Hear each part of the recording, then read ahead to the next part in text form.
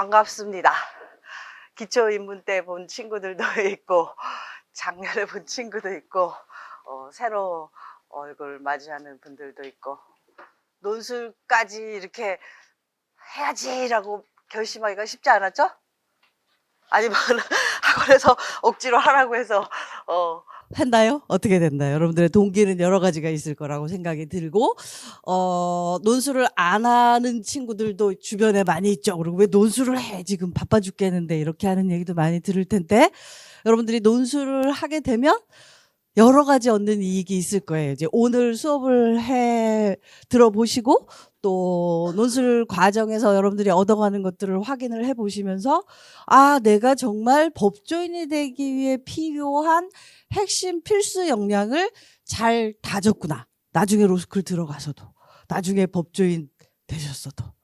제가 봄쯤 되면, 중간고사 볼 때쯤 되면은 이제 합격한 분들이 문자 보내와요. 사례형 시험보다 선생님 생각나서 문자 드려요. 잘 지내고 계신가요? 하고. 그러니까 로스쿨 들어가서도 바로 직결되는 역량이고, 그 다음에 이제 법조인 되고 나서도 말과 글로 여러분들은 논증해야 되거든요. 그 기술을 피해가면 결국은 경쟁력을 갖출 수 없어요. 그렇기 때문에 논리적으로 뭔가 입증하고 증명하는 이런 역량은 우리 모두에게 필요하지만, 현대인들에게 모두 필요하지만 법조인에게는 필수 역량인 거예요. 그래서 이거를 어떻게 이렇게 피해가 보려고 하면, 입시에서 피해서 어디 논술을 반영 안 하는 학교 이렇게 들어갔다 하더라도 바로 걸리게 돼요. 중간고사 단계에서. 변시 시험 칠 때는 이 지금 우리가 치는 논술 사례형의 한 10배, 20배쯤 업그레이드된 정보들, 판례 자료들을 가지고 또 여러분들이 논증을 해줘야 돼요. 그래서 계속 미끄러져. 그래서 반드시 빨리 내 거로 체화해야 할 역량을 여러분들이 기르기 위해 오늘 아침에 오기 싫지만 춥지만 오신 거예요. 여러분들의 그런 열망을 제가 잘 알고 있기 때문에 여러분들에게 필요한 부분들을 제가 할 수 있는 최선을 다해서 알려드릴 거다. 쏟아드릴 거다. 부어 넣어드릴 거다. 흡수를 여러분들이 해줘야 되죠. 부으면 뭐해? 흡수를 하는. 흡수를 하는데 여러분들이 흡수를 못하는 이유가 시간이 부족할 때도 있고, 또 정말 역량이 좀 이공계분들 이런 분들은 이런 게 생소할 수도 있고, 여러 가지 이유예요. 근데 그거를 제가 손잡고 알려드릴 테니까 어떻게 보완할지, 뭐를 어떻게 차근차근 보완해 나가면 이게 해결될지 알려드릴 거예요. 대면 첨삭 시간을 여러분들이 그렇게 잘 활용을 하시면 돼요. 그렇게 해서 필수적으로 여러분들이 갖춰야 될 역량을 여러분들이 반드시 갖출 수 있도록 저는 최선을 다할 것이다. 몇 년 동안 최선을 다해요. 원년부터 지금까지. 제가 대학에서 강의를 하던, 저도 여러 번 말할 때는 공부를 했었어요. 그때는 시국이 지금 시국이랑 비슷한, 지금보다 더 절망적인, 그때는 이 대머리 아저씨 이렇게 있을 때이기 때문에 그때는 정말로 국가 정체성이 확보가 안 되니까 젊은이들이 뭘 해야 될지, 여러분들도 지금 막막한데 그때도 마찬가지로 뭘 해야 되는 것일까? 뭘 할 수 있을까? 왜냐하면 국가 정체성이 정립이 안 되니까. 그런 상황이었고, 뭐 들어가자마자 들어가기 전부터 계속 좆짜서 단과대별로 데모를 하던 그런 시기예요. 학교 가면 데모하고 강의실에 같이 사법경찰들하고 앉아서 수업 듣고 그 가방 다 조사하고 그러던 시절이었거든요. 그런 과정 중에 뭘 해야 되는가? 할 게 없어요. 데모 아니면 공부. 정말로. 그런 상황에서 공부를 열심히 또 했어요. 데모도 하고 공부도 하고 막 다 했어요. 그 당시 그 대다수 대학생들이 그렇듯이. 그래서 저는 제 전공 과목이 굉장히 좋았어요.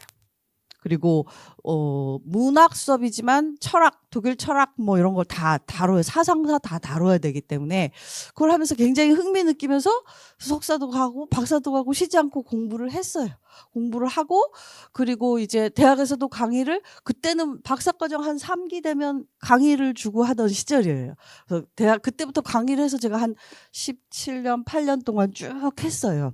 강의를 뭐 전공인 동문학 공부도 그 전공도 하고 교양 과목으로 여러분들하고 관련 있는 거는 뭐 독해와 토의라든가 스피치와 토론 이런 그 논리적 사고 말하기 글쓰기와 관련한 수업을 하고 그러던 중에 이제 EBS 논술 대입 논술하고도 연이 닿으면서 논술에 관심을 갖게 되고 그러면서 이제 리트 원년부터 리트 논술에 같이 진입을 해서 겹쳐지는 시기가 좀 있었어요. 학교 강의 나가고 리트 수업 하고 하는 겹쳐지는 시기가 있다가 학교 제가 그만두게 되고 그다음에 이쪽으로 진입을 해서 계속 이어져 와서 또 얘도 한 17년 지금 이제 18년째. 그래서 뭔가 여러분들에게 이 얘기를 왜 하느냐 뭔가 전달해주고 여러분들을 끌어주는 데는 그래도 여러분들이 믿을 만한 트레이너다 이거를 이제 여러분들이 신뢰를 가지시라고 말씀드리는 것이에요. 그래서 여러분들이 필요한 것은 저는 최선을 다해서 전달을 해드릴 것을 약속을 드리고 여러분들이 제 손을 놓지 않는 한은 제가 여러분들의 손을 먼저 놓지는 않아요. 그러므로 여러분들이 신뢰를 가지고 열심히 따라와 주시면 여러분들이 나중에 법조인으로서 내년쯤에는 이제 위상이 달라져 있어야 되잖아요. 로스쿨을 이제 준비를 하고 있어야 되잖아요. 그렇죠? 그렇게 달라지는데 여러 가지가 필요하지만 논술로서 여러분들을 지원할 수 있는 그런 부분들을 최선을 다해서 도와드릴 것이다. 그다음에 또 논술을 하게 되면 면접하고도 직결이 되기 때문에 지금부터 면접 연습할 수 있는 토양을 배양할 수 있는 그런 어떤 연습도 되어요. 그런 부분들을 유념하면서 한번 시작을 해보도록 하자요. 이거는 뭐 제가 서두에 다 얘기했으니까 또 따로 설명 안 해도 되겠죠? 오늘은 그래서 첫 차시기 때문에 이론 수업을 막 하지는 않아요. 이론 수업은 다음 차시부터 시작이 될 거예요. 이론 수업은 굉장히 빡셔서 기본 이론 수업은 하나 빠지면 이가 빠져가지고 단계가 안 올라가요. 그렇기 때문에 빠지지 않고 오셔야 되고 빠지게 되면 인강으로 꼭 보강을 하셔야 돼요. 그래서 리트 논술이 과연 어떤 앤가 한번 리트 시험과 연계해서 리트 논술의 특징을 오늘 쫙 한번 조망을 해볼 거예요. 헬기를 타고 쭉 이렇게 돌아보는 기초 입문 수강하신 분들은 한번 조망을 했거든요. 조망을 한 거를 다시 한번 상기시키는 그런 시간으로 활용해 주시고 기본으로서 처음 지금 진입하시는 분들은 저 선생님이 오늘 지금 이 시간에 얘기하는 것들이 내가 1월, 2월, 3월 안에 흡수해야 될 핵심 사안들이구나. 제가 오늘 얘기하는 것들만 흡수하시면 돼요. 그거를 전모를 펼쳐 보여드릴게요. 여러분들에게.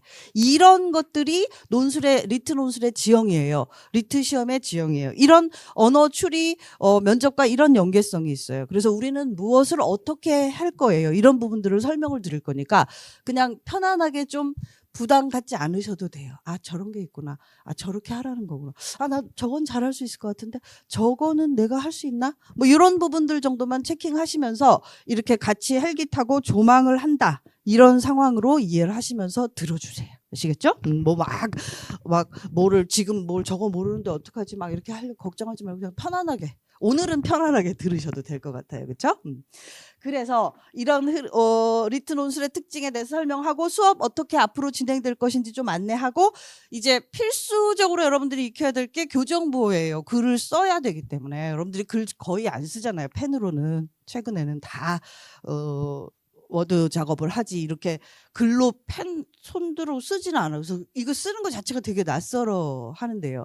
근데 교정보호를 모르면 낭패예요. 그래서 지금부터 교정보호 익혀야 돼서 교정보호 알려드릴 거고 그다음에 오늘 과제가 하나 나갈 거예요. 재미난 과제가 하나 나갈 거예요. 엑서사이즈 과제로 리트 논술하고도 연결이 되면서 여러분들의 지금 기본적인 역량이 어떤 정도로 갖춰져 있는가를 제가 좀 개인적으로 체크하고자 하는 그런 과제가 나갈 거니까 그거 안내하면서 이렇게 진행이 될 거예요. 일단 우리 여기서부터 한번 출발을 해보자요. 여러분들이 쳐야 될 시험이 법학 적성 시험이에요. 그렇죠? 법학 적성 시험. 도대체 이런 시험은 우리가 봐본 적이 없죠. 적성 시험이라는 것은. 그렇죠? 말 그대로는 굉장히 쉽죠. 법학을 공부하는 데 있어서 여러분들이 갖춰야 될 적성. 요 부분을 체크를 하겠다. 그런데 그러면 법학을 공부하는데 필수적으로 내가 갖춰야 될 적성이 뭔가 요거를 확인을 하는 게 굉장히 중요하겠죠. 이 시험을 치는 데 있어서. 여러분들의 적성이 다양하게 있죠. 여러 가지 적성이 있을 거예요. 법학을 공부하려면 반드시 필수적으로 갖춰야 되는 역량이자 적성이 뭘까요? 노란색으로 제가 해놨죠.